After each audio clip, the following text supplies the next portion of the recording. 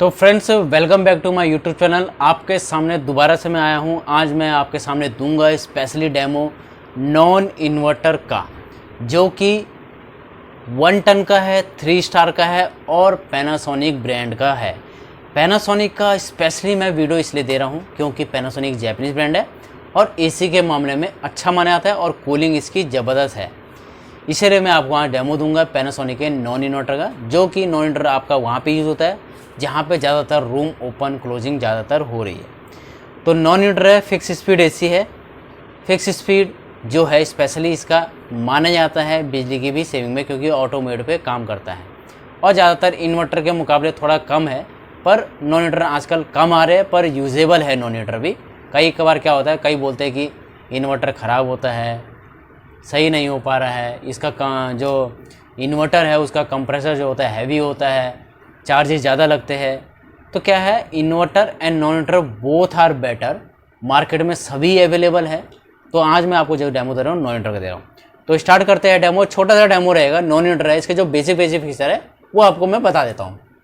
तो मॉडल है इसका CS-CU KN12ZKY, इसका मॉडल है। 1 टन का है, 3 स्टार है। इसकी जो कूलिंग कैपेसिटी है 3350 इसकी कूलिंग कैपेसिटी है। बात करेंगे अगर हम इसके ISER की, तो कंपनी इसमें 3.95 का ISER देता है, जिसको हम बोलते हैं Indian seasonal energy efficiency ratio, जो कि इसका फुल फॉर्म है। एनुअल पावर कंजम्पशन यानी यूनिट पर ईयर ये कितनी ले रहा है, तो 656.44 यूनिट पर ईयर ले रहा है। यानी ये 1 यूनिट से भी कम लेगा अगर ये लगातार 1 घंटे चलता है। तो इसकी यूनिट पर ईयर बहुत कम है। पावर इनपुट की बात करेंगे तो 848 पावर इनपुट है। 848 तो बहुत कम है। पावर इनपुट समझ रहे हैं, पावर इनपुट की मैं क्या बात कर रहा हूँ। पावर इनपुट वो होता है जो एसी जब स्टार्ट होता है उस समय वो कितना लोड उठाएगा, तो वो होता है पावर इनपुट। तो इसकी जो लोडिंग है तो 800 वाट के करीब ये पूरा का पूरा उठाएगा। यानी 0.8 यूनिट पे ये, यानी 1 यूनिट के बराबर ये शुरू में स्टार्टिंग में लेगा। उसके बाद जब ये कूलिंग करता है तो ये ऑटो मोड पे आप इसको लगा के वेरिएबल स्पीड पे भी यूज़ कर सकते हो। अब हम बात करेंगे इसके वोल्टेज रेंज की। तो कंपनी जो इसमें वोल्टेज रेंज देती है 165 से लेकर 265 तक का वोल्टेज रेंज देती है। यानी आपको इसमें स्टेपलर लगाने की ज़रूरत है। जिसमें स्टेपलर लगाने की ज़रूरत नहीं पड़ती है, मैं पहले ही बोल देता हूँ कि इसमें स्टेपलर मत लगाइए, बट इसमें ज़रूरत है क्योंकि इसकी वोल्टेज रेंज काफ़ी ऊपर से स्टार्टिंग है।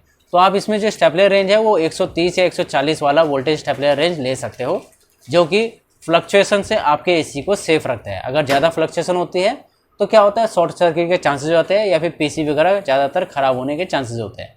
पीसीबी अगर एक बार ख़राब होगी तो उसके जो कॉस्ट होती है 5 से 6 हज़ार या फिर उससे ज़्यादा भी हो सकता है, उससे ज़्यादा भी आ सकती है, तो वो आपका सेफ़ हो जाएगा।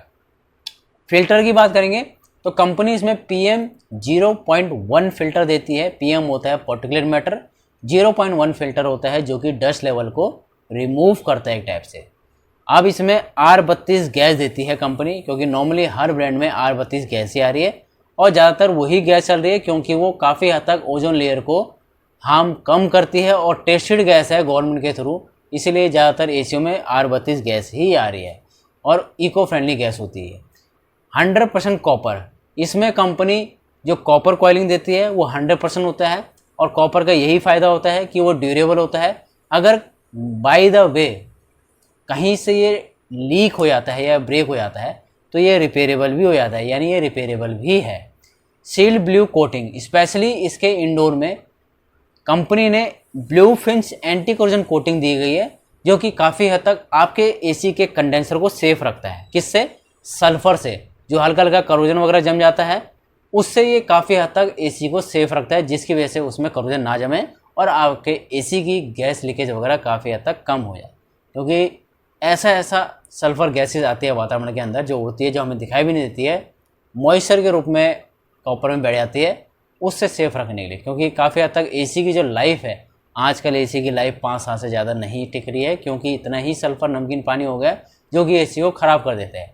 तो स्पेशली कंपनी को इस पर एक स्पेशली कोटिंग देनी पड़ रही है, जो कि काफ़ी हद तक सेविंग करती है। हिडन डिस्प्ले होता है, कंपनी इसमें हिडन डिस्प्ले देती है। हिडन डिस्प्ले जो होता है उसमें एरर शो कोडिंग होती है और टेम्परेचर डिस्प्ले स्पेशली कोटिंग की जाती है।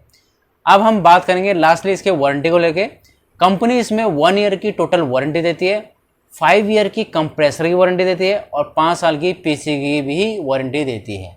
सो फ्रेंड्स, आज मैंने आपको 1 टन के बारे में बताया जो कि नॉन इन्वर्टर एसी है और रूम साइज 110 स्क्वायर फीट पे इसको यूज़ कर सकते हैं, 3 स्टार का है। अगर इस एसी के बारे में कुछ पूछना हो या फिर आपके माइंड में कोई और एसी हो कि मेरे को इस एसी की जानकारी होनी चाहिए तो उसके बारे में आप पूछ सकते हैं। तो चैनल को लाइक और सब्सक्राइब एंड बेल आइकन को दबाना ना भूलिए। Thank you.